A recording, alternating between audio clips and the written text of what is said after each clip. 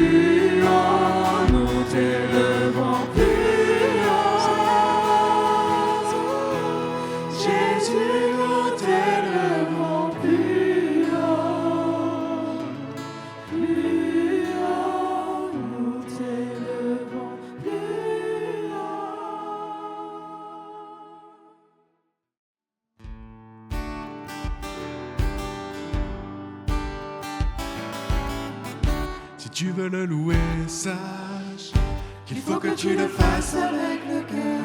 Si tu veux le louer, lâche les pensées qui t'attachent et te font peur.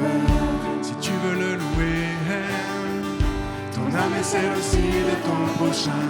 Si tu veux le louer, c'est le vent que tu récolteras demain. Pas besoin de diplôme, pas besoin d'atteindre, juste aimer son nom et son Esprit Saint. Et l'on devient fou, fou de ce Dieu-là, ce bon Dieu d'amour, bon Dieu tout en moi. Si tu veux le louer, sache qu'il faut que tu le fasses avec le cœur. Si tu veux le louer, lâche les pensées qui t'attachent et te font peur. Si tu veux le louer, aime ton âme est celle aussi de ton prochain. Si tu veux Le vent que tu récolteras demain. pas besoin de foncer les sourcils, Pas besoin de crisper, louer c'est facile. Qui dit qu'on est sourd alors qu'on l'est pas? Nous on sait qu'en nous c'est Dieu qui fait ça. Si tu veux le louer, si tu veux le louer, sache qu'il faut que tu le fasses avec le cœur. si tu veux le louer, lâche les pensées qui t'attachent et te font peur. Si tu veux le louer, aime ton âme est celle aussi de ton prochain. Si tu veux le louer, le vent que tu récolteras demain. Si tu veux le louer, oh, oh, oh, oh. Si tu veux le louer, oh, oh, oh, oh. Si tu veux le louer, oh, oh, oh.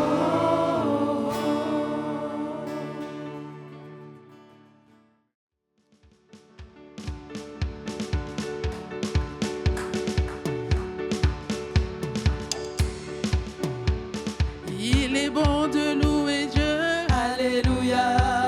Il est bon de louer Dieu. Alléluia. Il est bon de louer Dieu. Alléluia. Oh, louons-le. Alléluia. Louons-le. Alléluia. Il est bon de louer Dieu. Alléluia. Il est bon de louer Dieu. Alléluia. Il est bon de louer Dieu. Alléluia. Oh, louons-le. Alléluia.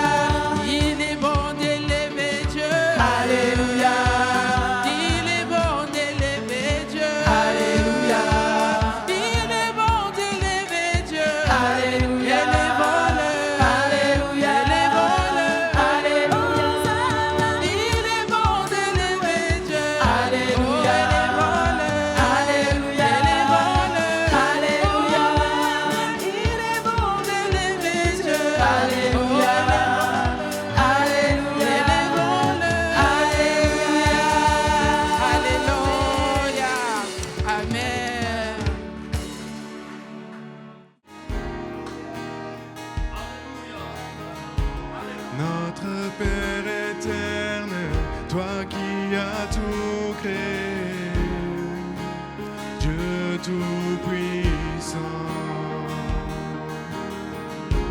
C'est par ton Saint-Esprit que Jésus fut conçu, Christ notre Sauveur. Alors je crois en lui. Oui, je crois en Dieu notre Père. Oui, je crois en Christ son Fils. Oui, je crois en son Saint-Esprit, ô Trinité divine. Oui, je crois à la résurrection, que nous vivrons à jamais. Car oui, je crois dans le nom de Jésus.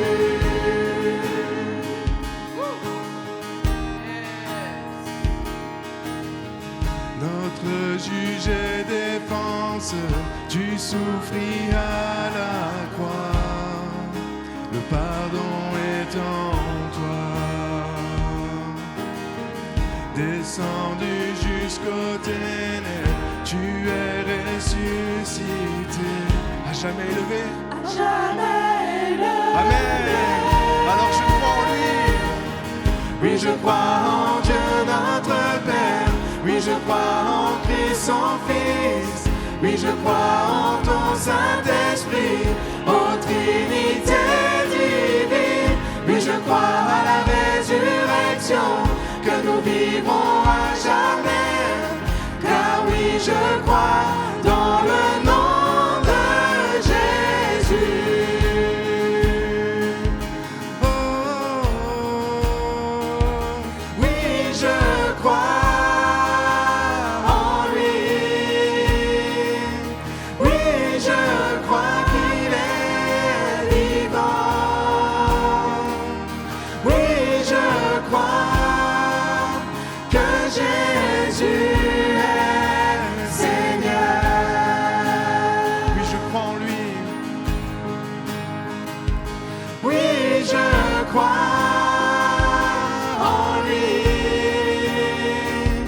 Oui, je crois qu'il est vivant. Oui, je crois que Jésus est Seigneur.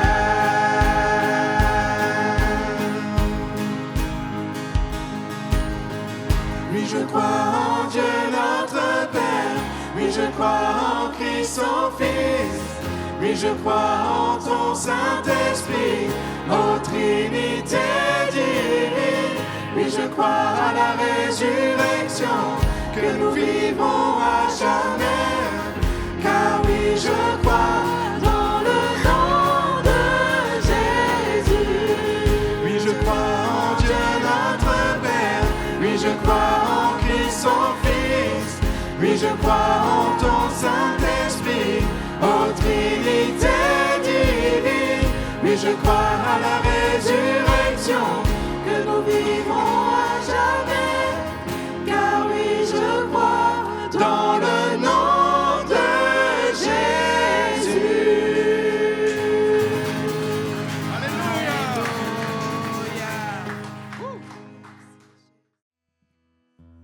Seigneur, tu me cherches, tu me connais. Et si je t'oubliais, je sais que tu m'aimes. Ta sainte présence,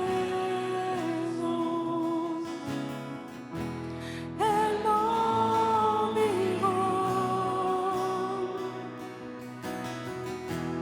À chaque moment, je sais que tu m'aimes.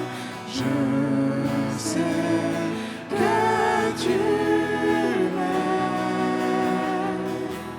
À la croix je me prosterne, où ton sang coula pour moi. Aucun amour n'est plus grand.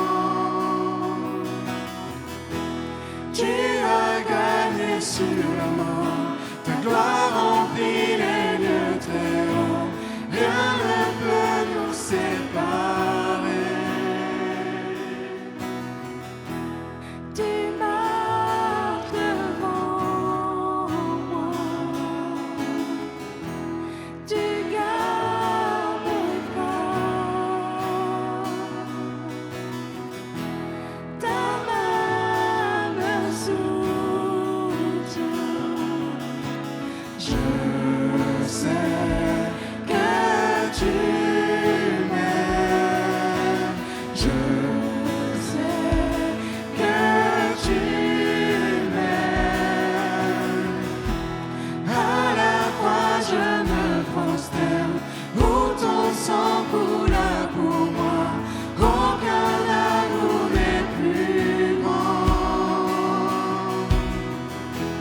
Tu as gagné sur la mort, ta gloire remplit les lieux très hauts, rien ne peut nous séparer.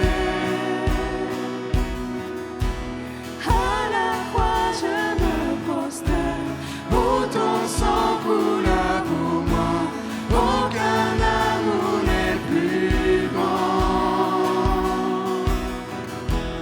Tu as gagné sur la mort, ta gloire remplit les lieux très hauts, rien ne peut nous séparer. Alors tu déchires le voile, Tu déchires le voile et tu traces un chemin, car tu as tout accompli. Tu déchires le voile, tu traces un chemin, car tu as tout accompli. même si tout s'effondrait. Si tout s'effondrait devant mes yeux, Toi, tu resterais là, Seigneur. tu resterais là. Je sais que tu m'aimes, je sais que tu m'aimes. À la croix je me prosterne, où ton sang coula pour moi, aucun amour n'est plus grand. Tu as gagné sur la mort, ta gloire remplit les lieux très hauts, rien ne peut nous séparer.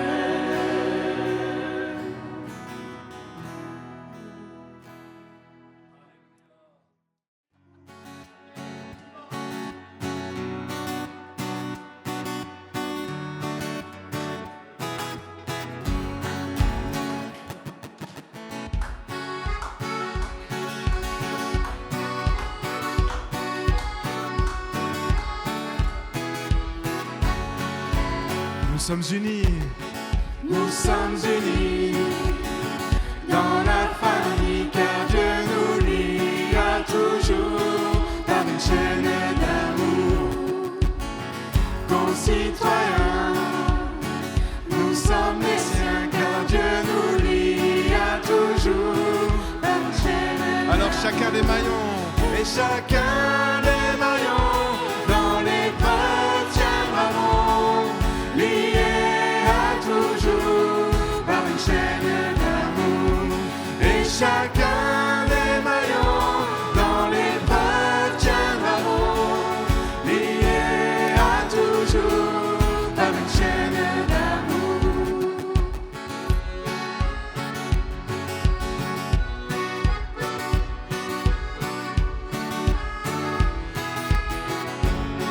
nous sommes unis, Nous sommes unis dans la famille, car Dieu nous lie à toujours par une chaîne d'amour.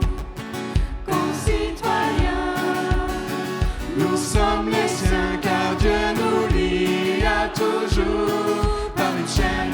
chacun des maillons, Et chacun des maillons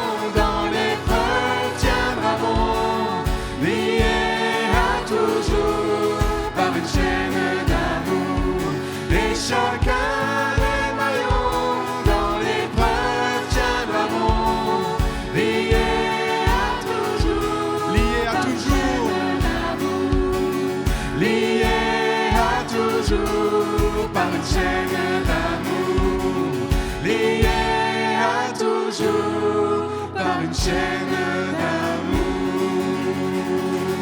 Acclamons Jésus, Amen.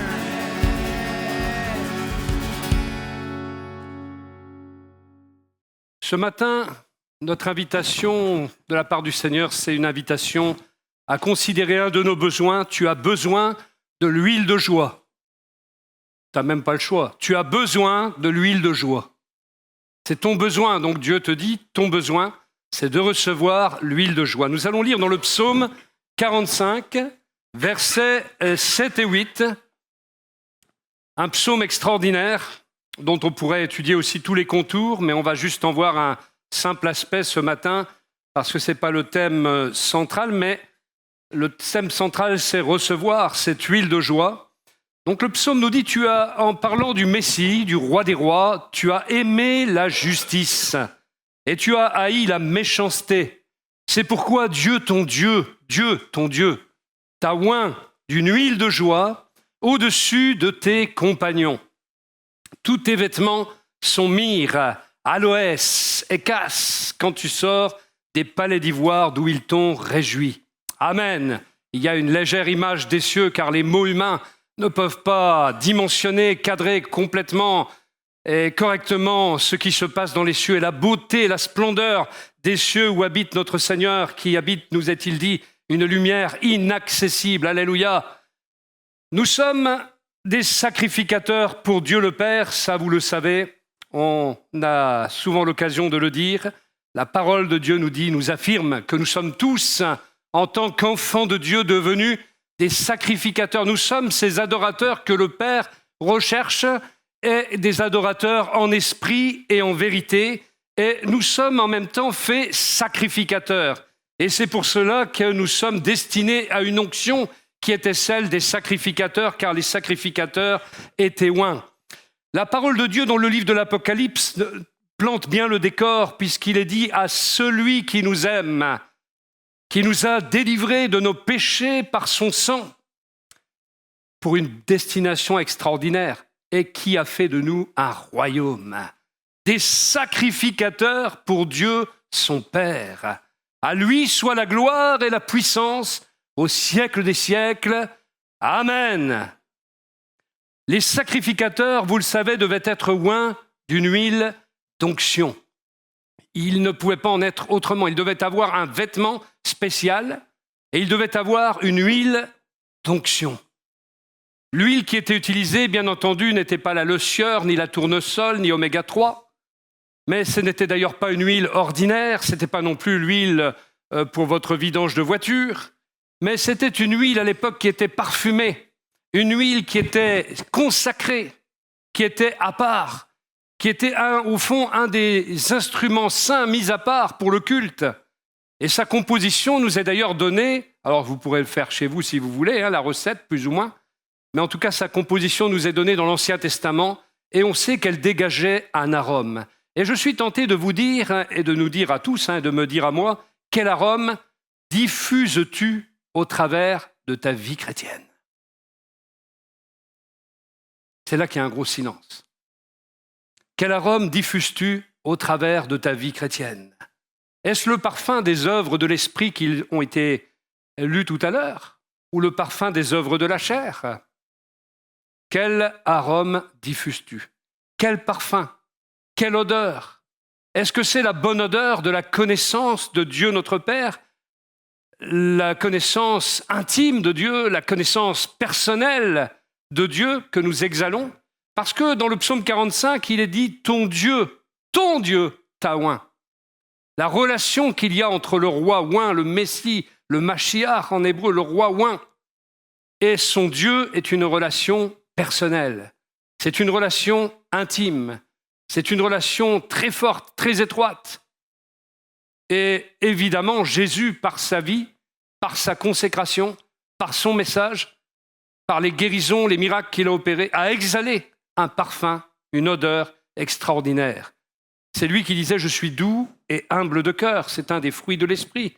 Et Jésus a manifesté tous les fruits de l'esprit, tout le fruit de l'esprit, en grappe.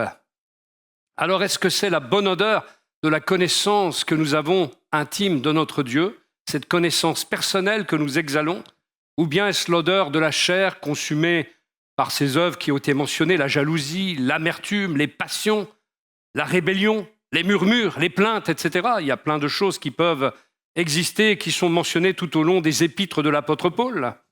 Et si tu ne dégages pas une bonne odeur, un bon arôme, alors cela veut dire que nous ne sommes pas, que tu n'es pas oint d'huile et tu ne peux pas être un sacrificateur authentique. D'ailleurs, ce qui m'a frappé dans le texte qui a été lu à 2 reprises, eh bien, c'est que à la fin, il est dit que ceux qui se consacrent à ces œuvres-là de la chair, quand bien même ils seraient chrétiens, parce qu'il est question qu'on s'adresse à des chrétiens dans l'épître, c'est pas au monde qu'elle est adressée, c'est bien aux Galates. Les Galates, c'était bien des chrétiens d'une église qui était en Galatie. Et donc, ceux-là n'hériteront pas le royaume de Dieu. Vous imaginez, c'est terrible cette parole. Je ne sais pas si on fait attention à tout cela. À force de lire Galates 5, 22 à 25, qu'on connaît par cœur, de la relire et de la relire, on ne sait plus ce qu'on lit. Et c'est bien de lire dans plusieurs versions. J'ai bien aimé la première version. La deuxième version juive était pas mal non plus. Elle ressemblait plus à la seconde en vérité. Et je ne sais pas dans quelle version avait lu Béatrice, mais ce n'était pas une version habituelle, c'était peut-être la Summer, quelque chose comme ça. En tout cas, ça y ressemblait. Traduction moderne qui donnait beaucoup de l'essence du mot grec. Alors, quelle odeur est-ce l'odeur de notre chair que nous inhalons, que nous exhalons, ou est-ce que c'est l'odeur de la vie de l'esprit en nous? En tout cas, si nous ne dégageons pas une bonne odeur, un bon arôme, alors cela veut dire que tu n'as pas été oint d'huile et tu ne peux pas être un sacrificateur authentique. Vous êtes déjà rentré dans une maison où ça sent bon le café, si vous aimez bien le café, si vous ne l'aimez pas. Il y a des fois des maisons où on sent le café. Qu'est-ce que ça fait? Ça nous attire. Il y en a, c'est la charcuterie, il y en a, c'est un bon pot-au-feu qui est en train de rissoler, là, de mijoter, de mijoter. J'allais me faire reprendre par ma femme pour le vocabulaire. C'est Madame Larousse. Et donc, c'est mijoter qu'on dit pour un pot-au-feu. Et donc, le pot-au-feu qui mijote chez la grand-mère sur la petite cuisinière, moi, ça me rappelle des souvenirs. On a envie de rentrer dans une maison comme cela. Et si vous avez, vous, dans votre vie spirituelle, tout le fruit de l'esprit qui exhale, forcément, on a envie d'entrer dans la maison. Amen.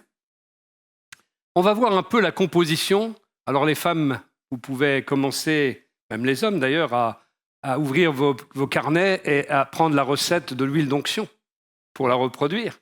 On la trouve en tout cas dans une ordonnance faite par le docteur Moïse, dans Exode, chapitre 30, versets 22 à 25. Et Dieu donne dans ce texte les ingrédients précis, j'ai eu peur, pour préparer l'huile sainte d'onction. Alors, dans l'huile d'onction, il y avait de la myrrhe pure, 500 cycles, nous est-il dit. Et la myrrhe, c'est le symbole de la purification, c'est le symbole de la consécration. Et c'était une résine parfumée, extraite d'arbres d'Arabie et d'Afrique. Ah, les Africains sont contents. Elle symbolise la purification et la consécration. Et c'est pour ça qu'elle faisait partie de l'huile d'onction, parce que cette onction que nous recevons n'a pas pour but de faire de nous des zinzins, des fous qui vont juste faire des manifestations. Non. Elle a pour but de faire de nous des hommes et des femmes purs. Parce que heureux ceux qui sont purs, car ils verront Dieu. Et des hommes et des femmes consacrés, c'est-à-dire dédiés au Seigneur. S'il n'y a pas cela, toute forme d'adoration issue de l'onction est bizarre et n'est pas de Dieu. Ensuite, il y avait la cinnamome aromatique, 250 cycles, donc la moitié d'avant. C'est quoi la cinnamome? C'est de la cannelle. Entre parenthèses, elle était rare. C'était une écorce aromatique, et c'en est toujours une d'ailleurs. Elle est utilisée aussi elle était utilisée dans la médecine, dans la parfumerie évidemment. Et la cannelle, elle était rare à l'époque. Et donc tout ce qui est rare est précieux. Et donc elle symbolise l'odeur de la sainteté. La sainteté est rare aussi parfois parmi le peuple de Dieu. Elle symbolisait aussi la consécration, mais d'une manière un peu plus profonde, voyez-vous. Elle avait une valeur inestimable, étant donné qu'elle était rare, la cannelle. Alors, pareillement, la sainteté a une valeur inestimable aux yeux de Dieu. Et Jésus vient rechercher une église sainte, irrépréhensible, c'est-à-dire sans reproche, sans tache ni ride, irrépréhensible devant lui. Il y avait dedans du roseau aromatique, c'est-à-dire de la calame parfumée, 250 cycles. C'était une plante au parfum doux, suave, symbole de joie et de bénédiction. On retrouve donc ainsi la joie dans l'huile d'onction. Et puis bien sûr la bénédiction, parce que quand nous sommes oints, nous sommes bénis. Et puis il y avait en quatrième ingrédient la casse de l'Inde, proche de la cannelle. 500 cycles, c'était un épice parfumé, utilisé pour embaumer et qui donnait un arôme particulier. Ça nous fait penser à la mort de Christ qui exhale une odeur particulière. Pour nous, c'est une odeur de vie, la mort de Jésus, parce qu'elle est suivie de la résurrection. Pour d'autres, ça représente leur péché, le jugement qui va s'en suivre. Mais elle était plus forte que la cannelle, la casse. Mais elle symbolise la force et la profondeur de la pénétration, de la consécration et de la sainteté par l'onction du Saint-Esprit. C'est encore plus de pénétration de la vie de Dieu en nous. Nous aurons raison de dire, Seigneur, imbibe-moi de ta vie. Remplis-moi de ta vie. Je dirais même plus loin, sature-moi de ta vie. J'ai un chant en espagnol là-dessus qui parle de me saturer d'huile. L'huile d'olive, c'était le 5e élément, comme dans le film.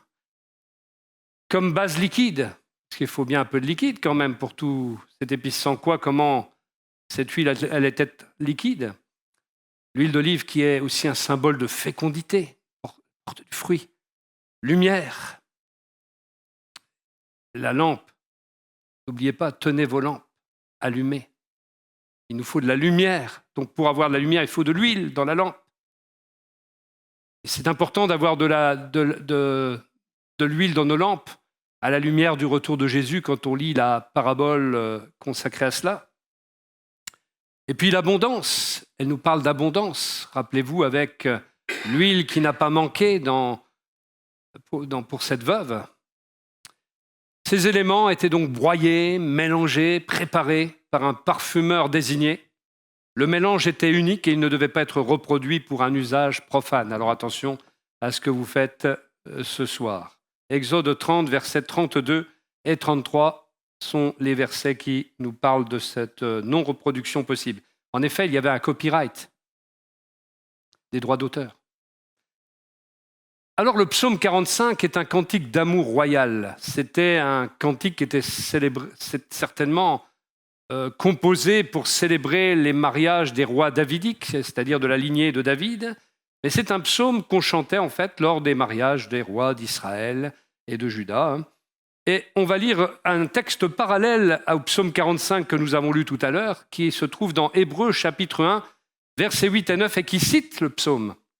Et il nous est dit, mais quant au Fils, parlant de Jésus, quant au Fils, ton trône, ô Dieu, il est donc appelé Dieu. La divinité de Jésus, si vous voulez la prouver à quelqu'un qui la nie, vous la trouvez dans Hébreux 1, versets 8 et 9. Mais quant au Fils, ton trône, ô Dieu, demeure au siècle des siècles. C'est un sceptre de droiture que le sceptre de ton règne. Tu as aimé la justice et haï l'iniquité. C'est pourquoi Dieu, ton Dieu, t'a oint d'une huile de joie au-dessus de tes compagnons. Prophétiquement, le psaume 45 n'avait donc rien à voir avec les rois existants, mais avait à voir avec le roi oint, le roi Messie, le Machiar, l'élu, le oint, le Fils de Dieu, Dieu le Fils. C'est lui l'objet de ce psaume. C'est lui qui est oint, et c'est lui qui était oint avec une huile de joie au-dessus de tous. Et son onction est une onction de joie, une onction d'allégresse. Et ici, la Bible appelle le Fils de Dieu Elohim, donc Dieu. Voilà celui dont tout être humain a besoin. Voilà celui qui a exhalé un parfum excellent au travers de son sacrifice sur la croix à Golgotha, pour chacun de nous, de sorte qu'il nous revient d'être les porteurs, à notre tour, de la bonne odeur, de la connaissance de Dieu en tout lieu, puisque nous avons été faits ambassadeurs de Christ. Ensuite, quand il s'est présenté à la synagogue de Nazareth, Jésus, apparaissant pour la première fois sur la scène publique, il va s'écrier dans Luc 4, versets 18 et 19, « L'Esprit du Seigneur est sur moi, parce qu'il m'a consacré par onction pour annoncer la bonne nouvelle aux pauvres. Il m'a envoyé pour guérir ceux qui ont le cœur brisé, pour proclamer aux prisonniers la délivrance et aux aveugles le recouvrement de la vue, pour renvoyer libres les opprimés, pour proclamer une année de grâce du Seigneur. » Jésus s'est présenté à Nazareth comme le oint dans la synagogue. Et les oints sont ceux qui apportent de bonnes nouvelles, parce que la victoire se trouve dans l'onction de Dieu. Et Jésus n'a pas fait son apparition publique sans onction, sans l'onction du Saint-Esprit. Il n'était pas prétentieux, Jésus homme, avait besoin de l'onction du Saint-Esprit. Il y a parfois des gens qui refusent, des chrétiens, qui refusent l'onction du Saint-Esprit. Ils se croient plus que Jésus qui, pour apparaître sur la scène publique, a dû attendre d'être oint du Saint-Esprit après le baptême. Et nous-mêmes ne pouvons supporter les charges du royaume de Dieu sans l'onction du Saint-Esprit. Et Jésus reprend donc ici un texte que vous connaissez bien, le texte d'Ésaïe 61, versets 1 à 3, qu'on va lire aussi, où il est écrit « L'Esprit du Seigneur, l'Éternel, est sur moi, car l'Éternel m'a oint pour porter de bonnes nouvelles aux malheureux. Il m'a envoyé pour guérir ceux qui ont le cœur brisé, pour proclamer aux captifs la liberté et aux prisonniers la délivrance, pour publier une année de grâce de l'Éternel et un jour de vengeance de notre Dieu, pour consoler tous les affligés, pour accorder aux affligés de Sion, pour leur donner un diadème au lieu de la cendre, une huile de joie au lieu du deuil, un vêtement de louange au lieu d'un esprit abattu, afin qu'on les appelle des térébintes de la justice, une plantation de l'Éternel pour servir à sa gloire. » Le propre de Jésus, c'est de partager cette onction. Lui, il l'a reçue sans mesure. Il a reçu l'Esprit sans mesure. Il a donc reçu l'onction de l'Esprit sans mesure. On ne peut pas dimensionner l'onction qu'il a reçue, mais il partage cette onction avec nous. Et nous sommes tous, à un niveau ou à un autre, appelés à recevoir cette onction, et en particulier cette onction de joie. Et la bonne nouvelle de cette onction, c'est qu'elle délie de la part de Jésus une bonne nouvelle qui est appelée à libérer ceux qui ont été captifs toute leur vie, à guérir ceux qui ont le cœur brisé, proclamer donc aux captifs la liberté et aux prisonniers la délivrance, pour publier une année de grâce de l'Éternel. Cette année dure depuis qu'il l'a dit d'ailleurs, et un jour de vengeance de notre Dieu, car le jugement aussi est annoncé, mais pour consoler aussi tous les affligés, pour donner aussi un diadème au lieu de la cendre, une huile de joie au lieu du deuil, un vêtement de louange au lieu d'un esprit abattu, angoissé. Et pour que nous devenions tous une plantation de l'Éternel pour servir à sa gloire, car c'est la finalité, c'est le but ultime, c'est la fin du verset. Il y a toujours à la fin la finalité, le but, l'objectif, la proposition de Dieu. En espagnol, pour dire le but ou l'objectif, on dit el propósito, c'est-à-dire la proposition de Dieu. Ça vient du latin. Ça veut dire qu'on a déformé le mot proposition. La proposition a une finalité. En fait, la finalité de Dieu, le but de Dieu, c'est la proposition. Voilà. Quelle est la clé pour sortir de l'affliction, puisque nous voyons ici, et je l'ai souligné dans ce verset, il est question des affligés de Sion, donc il est question de l'affliction qui peut nous frapper. Il est question de ceux qui sont dans le deuil. Alors il y a plusieurs deuils, la perte d'un être cher entraîne le deuil, la perte de quelque chose qui était à nous peut entraîner une sorte de deuil. En fait, il y a plein de choses, des choses qu'on a peut-être vécues et qu'on n'a plus aujourd'hui, nous font porter en quelque sorte un certain deuil. Et puis il y a aussi l'esprit abattu ou angoissé, selon les versions, qui peut être notre lot. Alors, quelle est la clé pour sortir de l'affliction, pour sortir du deuil, pour sortir de l'abattement ou de l'angoisse? Eh bien, la bonne nouvelle, c'est que Dieu dispose d'une huile nouvelle, une huile fraîche qui nous est destinée. Il nous faut comprendre, et même parfois il nous est même nécessaire de recevoir la révélation de ces choses pour mieux l'assimiler, que Dieu nous éclaire en fait à ce sujet sur la nécessité qu'il y a de recevoir une onction fraîche de l'Esprit Saint et particulièrement une onction de joie pour mettre fin à notre affliction, pour mettre fin à notre deuil, pour mettre fin à notre angoisse ou à notre abattement. Nous avons vu dans le psaume 45 ce qu'a reçu le Messie. Eh bien, ce qu'il a reçu est aussi pour nous. Et dans Luc 4, c'est ce qu'il est venu dire, c'est que lui, le oint, est venu partager cette onction. Il est venu, d'ailleurs, Acte 10, verset 38, ne s'y trompe pas, il est considéré Jésus qui était oint, et qui faisait le bien et qui guérissait tous ceux qui étaient sous l'oppression du diable. Il a traversé les villes de Galilée avec cette onction qu'il a partagée pour libérer les gens. Ton Dieu, dit-il à Jésus, a une onction pour toi. Et ce matin, il te dit aussi à toi, ton Dieu a une onction pour toi. Le Dieu personnel que tu connais a une onction pour toi. Ceux qui aiment la justice, ceux qui haïssent le mal, peuvent recevoir l'onction de joie. Et c'est ce dont nous avons besoin pour sortir de l'affliction, pour sortir du deuil, pour sortir de l'abattement, pour sortir de l'angoisse. Le problème, souvent, nous croyons que nos problèmes, c'est nos circonstances, ce qui se passe à la maison. Je me suis disputé avec ma femme, je me suis disputé avec mon mari, je me suis disputé avec mes enfants, j'ai tel ou tel problème, un problème d'argent. C'est pas ça le problème en vérité. Ça, ce sont des problèmes, vous savez, toute la vie, vous allez en avoir des problèmes comme ça. Le problème, ce n'est pas que les circonstances s'améliorent. Notre problème, ce n'est pas cela. Ce ne sont pas les problèmes domestiques, ce ne sont pas les problèmes économiques d'argent, ce ne sont pas les problèmes de santé non plus, malheureusement, je vous le dis. Notre problème, c'est d'avoir ou non de l'huile. La joie, c'est le produit de l'onction. L'onction apporte la joie. Les problèmes n'empêchent pas l'onction. Mais quand l'onction est là, il y a victoire sur les problèmes. Et notre problème, c'est que nous venons chercher la solution à nos problèmes, justement, à nos circonstances. Mais nous ne venons pas chercher l'huile. Or, c'est avant tout ce dont j'ai besoin, l'huile du Saint-Esprit. Car s'il y a la joie, s'il y a l'onction de la joie, il y a la victoire et les choses commencent à changer chez soi et même autour de nous. L'huile de joie, frères et sœurs, apporte le réveil parce que la joie restaure la gloire de Dieu. C'est le 4e point. L'huile de joie apporte le réveil car la joie restaure la gloire de Dieu. Et on va le voir au travers de l'exemple de David, mais pas seulement. L'huile de joie, l'onction de joie, il s'agit d'une joie spirituelle que vous n'allez pas avoir tous les 15 jours, frères et sœurs, comme c'est le cas parfois, quand vous êtes de bonne humeur au culte.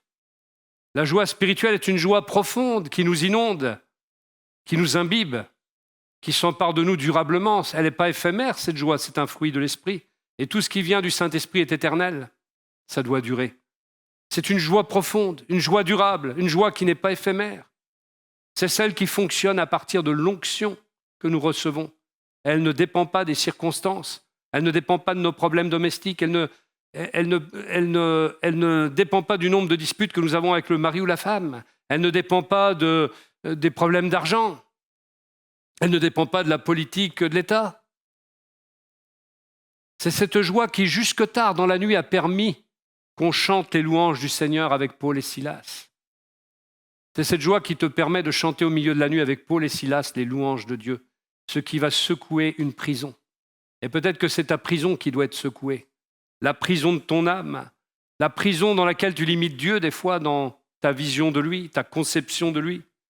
Il y a besoin que la prison soit secouée. Et cette joie que le Seigneur se propose de nous accorder par son onction, elle nous permet de chanter jusque tard dans la nuit. Et là, vous allez avoir un décalage horaire, n'est-ce pas, Monique? Un décalage horaire si vous chantez la nuit, jusqu'au milieu de la nuit, les louanges du Seigneur. Mais en tout cas, qui jusqu'ici a fait secouer une prison avec sa joie? Il y a un défi devant nous, avec notre joie, la joie qui s'empare de nous, la joie de l'Esprit, faire trembler la prison. Amen. David était un roi oint. David était un roi passionné par la gloire de Dieu. C'est pour ça qu'il a écrit autant de psaumes, de louanges et d'adoration. et même de complaintes également, de poèmes parlant de Dieu. Il était un roi passionné par la gloire de Dieu. La première chose que David a voulu faire dès qu'il a commencé à régner, c'était restaurer la gloire de Dieu en Israël. On va lire dans 2 Samuel chapitre 6, versets 11 à 12, un passage significatif. L'arche de l'Éternel resta, et lisez bien ce que j'ai souligné, 3 mois dans la maison d'Obed-Édom et de Gath. Et cet homme habitait au milieu des Philistins, au milieu des ennemis. Il n'était pas philistin, puisqu'il était lévite. Mais il habitait à Gath, chez les Philistins. Et l'Éternel bénit Obed-Édom et toute sa maison. On vint dire au roi David, l'Éternel a béni la maison d'Obed-Édom et tout ce qui est à lui, à cause de l'arche de Dieu.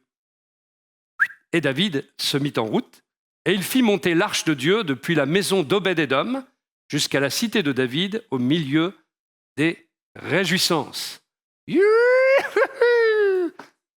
Hein?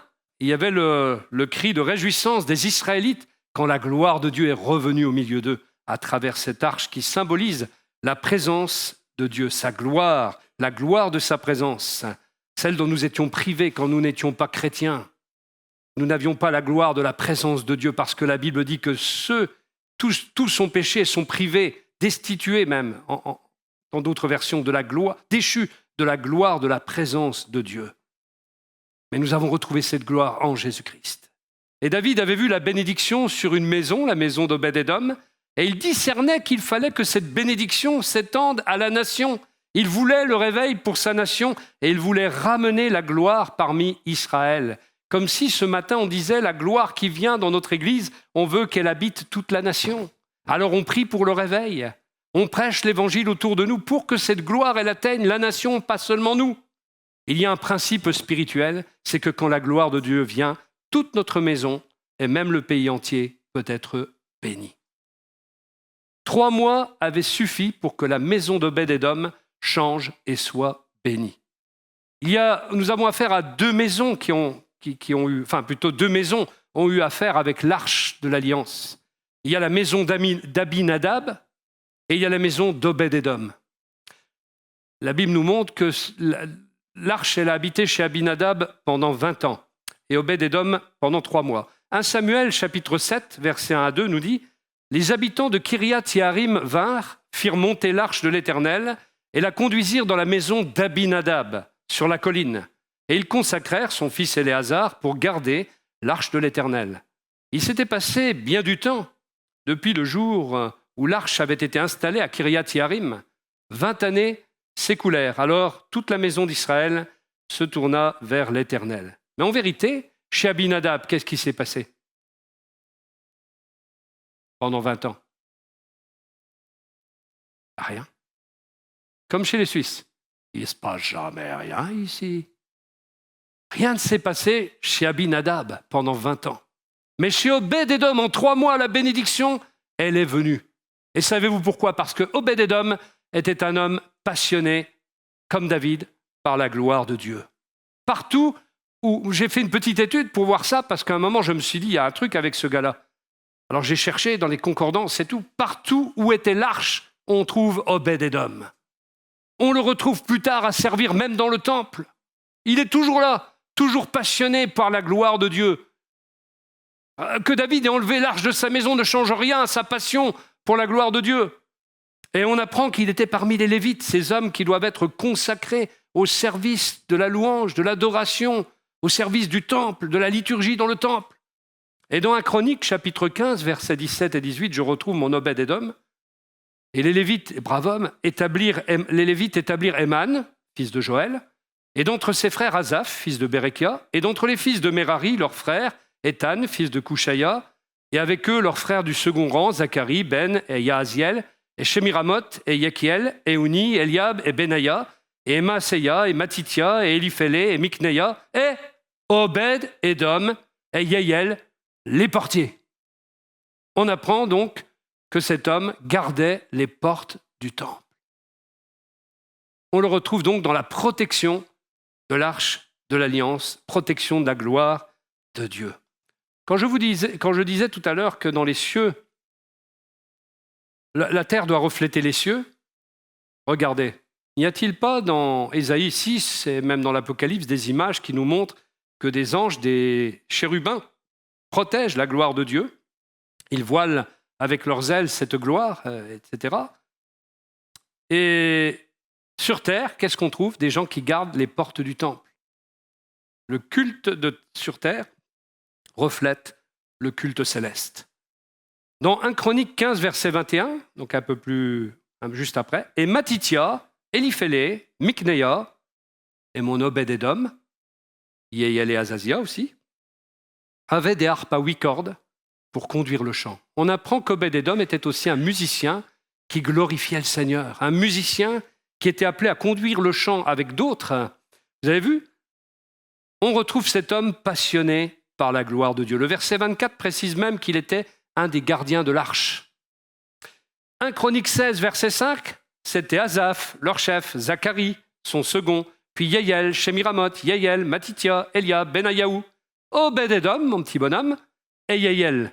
Ils jouaient des instruments de musique, des luttes et des lyres. Et Asaph faisait retentir les cymbales. On les retrouve donc dans la musique, ces gars-là. Et en particulier, mon Obed-Édom. 1 Chronique 16, verset 38, il désigna comme portier Obed-Édom, fils de Yeditoun, ainsi que 68 hommes de sa parenté, et Oza. La bénédiction du service pour la gloire de Dieu va même jaillir sur sa parenté. 68 hommes de sa parenté vont aussi servir dans le temple. Et on lit un peu plus loin encore, 1 Chronique 26, verset 4, fils d'Obed-Édom, Shemaïa, le premier-né, Yozabad, le second, Yoach, le troisième, Sakkar, le quatrième, Nethanéel, le cinquième, Amiel, le sixième, Issachar, le septième, Peultaï, le huitième, car Dieu l'avait béni. À Shemaïa, son fils, naquirent des fils qui dominèrent dans la maison de leur père, car ils étaient de vaillants hommes. Fils de Shemaïa, Othni, Réphaël, Obed, Elzabad et ses frères, hommes vaillants. Eliou et Semaïa, tous ceux-là étaient des fils d'Obed-Édom. Eux, leurs fils et leurs frères, étaient des hommes pleins de vigueur et de force pour le service. 62 d'Obed-Édom. Waouh! Vous avez vu comment rejaillit sur la génération suivante le service, la passion d'Obed-Édom. Est-ce que ça ne donne pas envie de devenir des hommes et des femmes passionnés par la gloire de Dieu, des adorateurs en esprit et en vérité, des authentiques sacrificateurs? 1 Chronique 26, verset 15, la porte sud échut à Obed-Édom et la responsabilité des entrepôts revint à ses fils. Ça continue. Et enfin, dernier passage où il est mentionné, le verset 24 du chapitre 26, il est dit du roi Joas, il prit tout l'or et l'argent et tous les objets précieux qui se trouvaient dans le temple de Dieu sous la garde d'Obed-Édom. Même ça, c'était sous la garde d'Obed-Édom. C'est lui qui gardait l'or et l'argent et tous les objets précieux du temple, ainsi que les trésors du palais royal. Il prit en plus des otages, puis retourna à Samarie. Ça, c'est une autre histoire, mais en tout cas, Obed-Édom était vraiment un homme consacré à tout ce qui touchait à la gloire de Dieu. Et ce que l'on remarque chez cet homme qui cherchait la gloire de Dieu, c'est qu'il a trouvé sa place très facilement dans le temple, comme on doit aussi trouver sa place facilement dans le corps de Christ. Frères et sœurs, il se peut des fois que nous cherchions notre place longtemps dans le temple de Dieu, dans l'église de Jésus-Christ. Mais parfois, on cherche sa gloire propre, et c'est pour ça qu'on ne trouve pas sa place. Où on a nos conceptions propres, nos raisonnements propres, nos propres méthodes, et on met en avant cela. Mais en vérité, on doit être soumis à la méthode de Dieu. On doit être des méthodistes à ce sujet-là. Être soumis à la méthode de Dieu, au plan de Dieu. En fait, Dieu passe par des hommes pour nous établir. Ça nous gêne, ça, parfois. Mais Dieu passe par des hommes pour nous établir. Il est dit que c'est Asaph qui a conduit les choses et qui a placé un tel. Et Dieu passe par des hommes pour nous établir.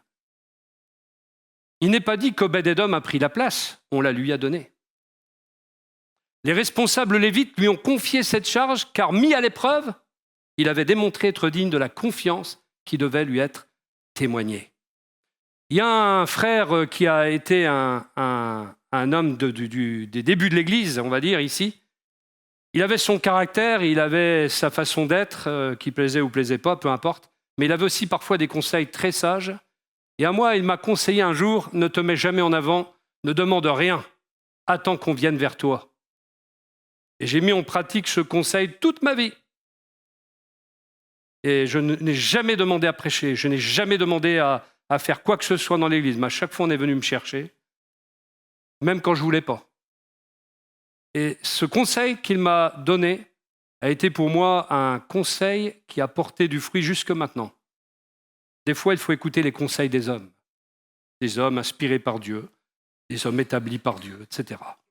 Même parfois un frère, une sœur qui, en apparence, on pourrait croire qu'il ne va pas nous donner un bon conseil. Ben, des fois, il vous donne le bon conseil parce que ce jour-là, saisi par le Saint-Esprit, il vous donne un bon conseil. C'était le cas.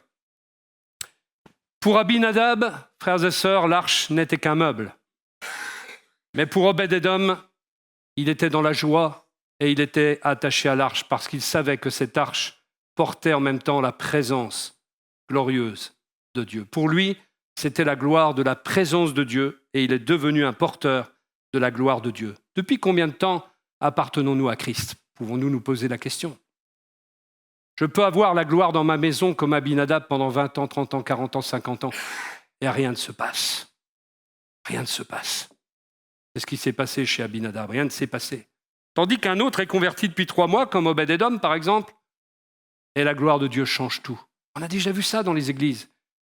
Des gens qui, comme des supersoniques, passent au-dessus de tout le monde parce que Dieu les a touchés d'une manière qui entraîne une telle gratitude, en même temps suivi d'une telle onction, eh bien, qu'ils sont comme des fusées supersoniques qui vont être entraînés dans le royaume de Dieu pour servir à sa gloire. C'est le cas d'Obed-Édom. 3 mois dans sa maison et ça a tout changé. 20 ans dans la maison d'Abinadab et rien ne s'est passé. Un frère, un jour, j'ai questionné un peu comment ferait un journaliste, un frère qui a vécu le réveil des années 80 en Argentine. Je lui ai posé la question, mais qu'est-ce que ça a changé pour les frères et sœurs qui, dans une église, ne sont pas réveillés ou sont dans la routine religieuse? Il m'a dit rien. Ils ont regardé le train passer comme les vaches dans un pré. Parce que quand le cœur n'est pas là, la gloire de Dieu n'y change rien. Il peut y avoir la présence de la gloire de Dieu, mais votre cœur reste le même, figé, froid, avec la même chose dans l'intérieur. Ça ne change rien. Si on n'a pas envie de changer, même la présence de la gloire de Dieu ne peut rien pour nous, parce que Dieu ne viole pas notre volonté et nous laisse être et rester comme nous sommes si nous ne voulons pas changer. Des fois, dans des entretiens qu'on a avec les frères et sœurs, on trouve ces situations figées, des gens qui ont des blocages, des gens qui n'évoluent jamais spirituellement, parce que souvent il y a quelque chose, une roche, un caillou qui bloque, qui est comme un engrenage, là, qui est dans l'engrenage et qui bloque l'engrenage et qui empêche la vie de jaillir. Et tant qu'on n'a pas enlevé le caillou, tant qu'on n'a pas enlevé ce qui bouge, tant qu'on n'a pas enlevé le bouchon, qu'on ne l'a pas fait sauter, eh bien la gloire de Dieu ne vient pas, le fruit de l'esprit ne jaillit pas. Et on est malheureux tout en étant dans un endroit où la gloire de Dieu produit son effet. C'est ce qui s'est passé en Argentine, c'est ce qui s'est passé avec Obed-Édom, c'est ce qui s'est passé, on va le voir, avec David également. Obed-Édom, pourquoi? C'était un homme passionné par la gloire de Dieu, c'est ce qui a tout changé dans sa vie. Il s'est uni ensuite à un autre passionné, et ensemble, ce David avec qui il s'est uni, ils ont voulu restaurer la gloire de Dieu au niveau national.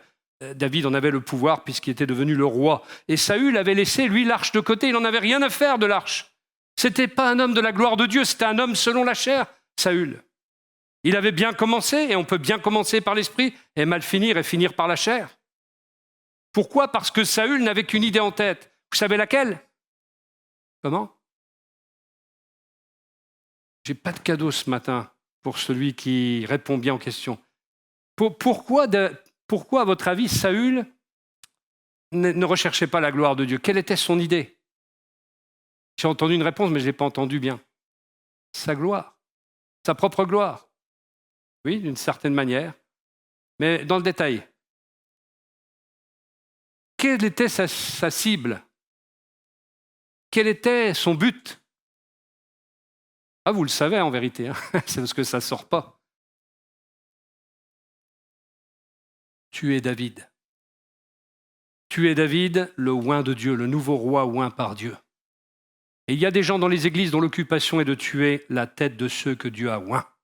Les fusées supersoniques dont je parlais, et qui sont oints pour telle ou telle tâche, parce que la chair a toujours été jalouse de l'esprit, nous dit la parole de Dieu. Et si c'est votre cas, si un jour vous avez envie de tuer quelqu'un de cette manière, prenez garde.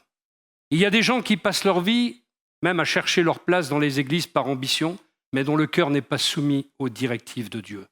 Des gens qui ne sont pas soumis la plupart du temps aux conducteurs spirituels. On ne peut pas être soumis à Dieu si on n'est pas soumis à des hommes. Parce que la démonstration, elle est sur terre déjà. Et la discipline d'ensemble de l'Assemblée, il y a une discipline dans l'Église. J'ai eu l'occasion de le rappeler à plusieurs il n'y a pas longtemps. On ne fait pas ce qu'on veut, on ne fait pas n'importe quoi. On fait comme Dieu veut et comme les conducteurs spirituels établis par Dieu gardent ces choses. Nous sommes les protecteurs du troupeau et nous construisons avec Dieu. Ce n'est pas parce qu'on n'est pas comme vous voulez ou qu'on ne dit pas comme vous voulez ou qu'on ne répond pas comme vous voulez qu'on n'est pas inspiré. Ce sont des personnes qui veulent construire souvent leur propre petit royaume établi selon leur volonté, selon leur conception, mais sans que la gloire de Dieu soit présente à leurs yeux, car leur cœur n'est pas disposé à accepter la soumission les uns aux autres. Ça fait réfléchir. Mais nous avons devant nous un homme passionné, David. Et David était un restaurateur de la gloire de Dieu, et tu peux en être un aussi. Il n'y a personne ici qui échappe à la possibilité d'être un homme, une femme qui donne gloire à Dieu. Qu'est-ce qui détermine que nous soyons un restaurateur de la gloire de Dieu? Qu'est-ce qui le détermine? Eh bien, c'est la présence de l'huile d'onction, la présence de l'huile de joie. Et David est arrivé avec la joie. David dansait de toute sa force devant l'Éternel, est-il écrit. Et il était ceint d'un éphod de lin, c'est la tenue du sacrificateur. David et toute la maison d'Israël firent monter l'arche de l'Éternel avec des cris de joie et au son des trompettes.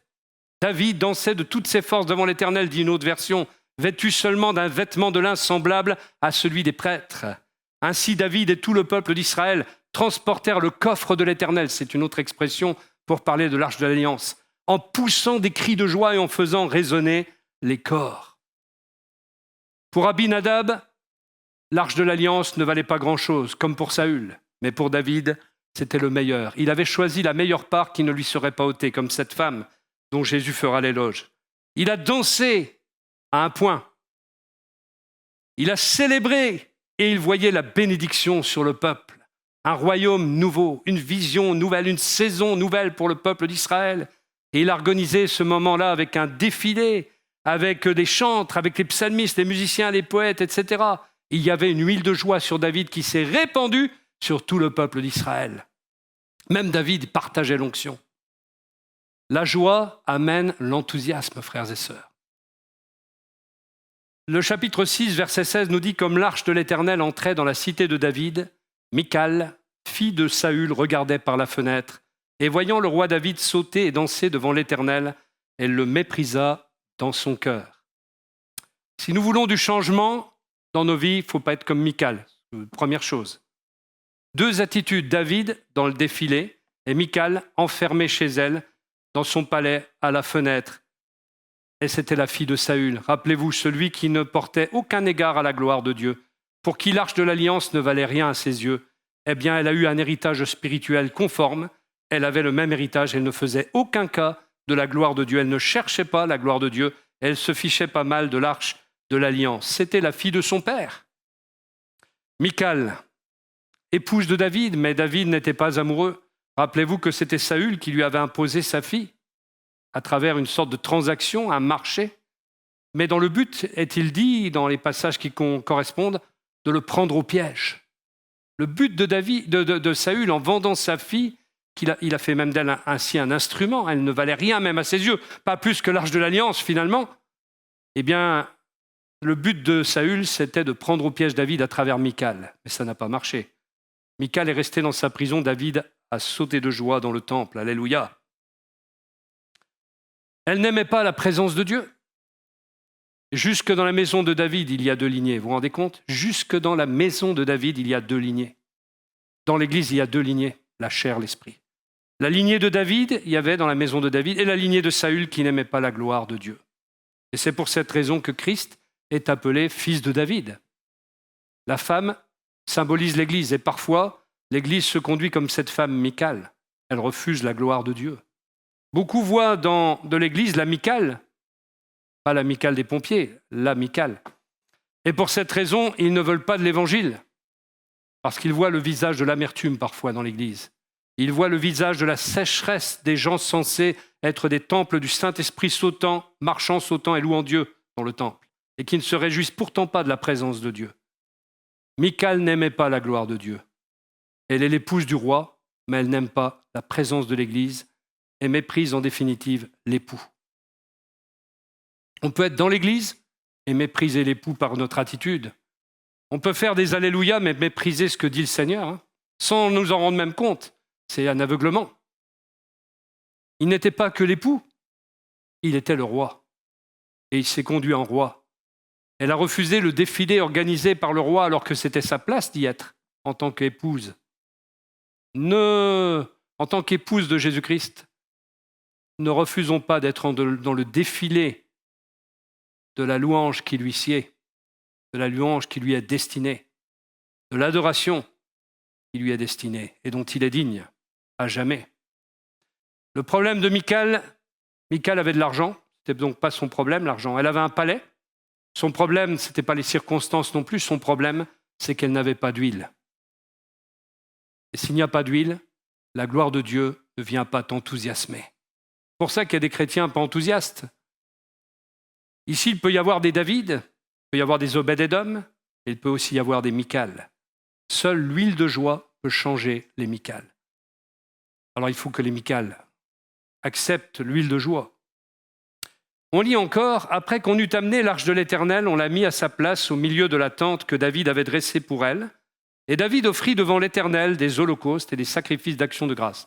Il y a eu un temps pour faire le fou dans la gloire de Dieu, dans la présence de Dieu, de sauter comme un fou, danser comme un fou. Ça avait sa place, mais il y a le temps de l'adoration sacrificielle. La joie produit la célébration, mais produit aussi l'offrande. L'offrande de notre cœur, de notre vie, notre consécration. Que dirait Dieu si nous étions une église hyper charismatique qui ne produit que des manifestations où on saute, on loue, on éclate de rire, on tombe par terre les uns les autres, on se frotte le ventre, etc., etc. Est-ce que c'est suffisant à votre avis? Forcément non. L'église doit être consacrée. L'église doit adorer. L'église doit être dédiée complètement au Seigneur. L'église doit vivre dans la sainteté. Donc, il ne peut pas y avoir que la célébration, il faut aussi l'offrande. Que nous soyons des victimes spirituelles, comme il a été dit dimanche dernier au travers de Romains chapitre 12, versets 1 et 2. Nous sommes des victimes spirituelles qui expriment un culte raisonnable. Pourquoi il y a un manque d'enthousiasme pour gagner des âmes? Pourquoi il y a un manque d'enthousiasme pour aller plus loin avec Dieu? Pourquoi il y a un manque d'enthousiasme pour se consacrer? Parce qu'il y a un manque d'huile. Or, nous sommes avertis qu'avant le retour de Jésus-Christ, il est nécessaire que nous ne manquions pas d'huile. Il doit y avoir de l'huile dans nos lampes. Rappelez-vous la parabole des vierges folles et des vierges sages. Michal a méprisé David parce qu'il avait quelque chose qu'elle n'avait pas. L'huile. Le miroir qu'elle voyait en David, c'était le reflet de son manque de passion, de son manque d'enthousiasme, de son orgueil aussi, de son manque d'humiliation et son manque d'huile. Elle aurait dû demander pardon à Dieu et dire « Pardonne-moi Seigneur et donne-moi ce qu'a David.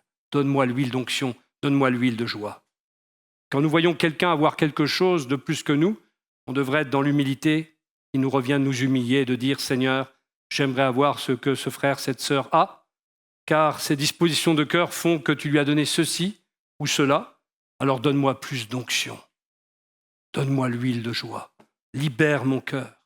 Travaille mon cœur. Sanctifie mon cœur. Donne-moi de l'huile pour les jours de sécheresse. Donne-moi de l'huile pour les jours de famine. Donne-moi une huile nouvelle chaque jour. Donne-moi une huile fraîche. Des temps de rafraîchissement devant ta face. Pendant le temps d'affliction, pendant le temps de sécheresse, pendant le temps d'angoisse, pendant le temps des tempêtes, donne-moi l'huile de joie, l'huile d'allégresse. Est-ce qu'on peut prier ce matin? Nous allons courber nos fronts. On va se lever et courber nos fronts. Courber notre échine aussi même, s'il le faut. Et même on peut se prosterner, pour ceux qui ont des genoux encore valides, on peut se prosterner et dire « Seigneur, donne-moi l'huile qui me manque. Donne-moi, Seigneur, l'huile de joie pour adorer. Donne-moi, Seigneur, l'huile de joie pour être satisfait et non afficher un visage qui est marqué par l'amertume, la malice, ou être comme Michal qui finalement demeura stérile. Donne-moi une huile de joie pour porter du fruit. Donne-moi une huile de joie pour être comme Obed-Édom. Donne-moi une huile de joie pour être comme David. Donne-moi une huile de joie afin que je sois attaché à te satisfaire et à me satisfaire de ta présence. Donne-moi une huile de joie pour recevoir la fraîcheur que tu veux m'apporter. Donne-moi cette huile de joie parce qu'elle est la caractéristique du Messie qui me transfère cette bénédiction.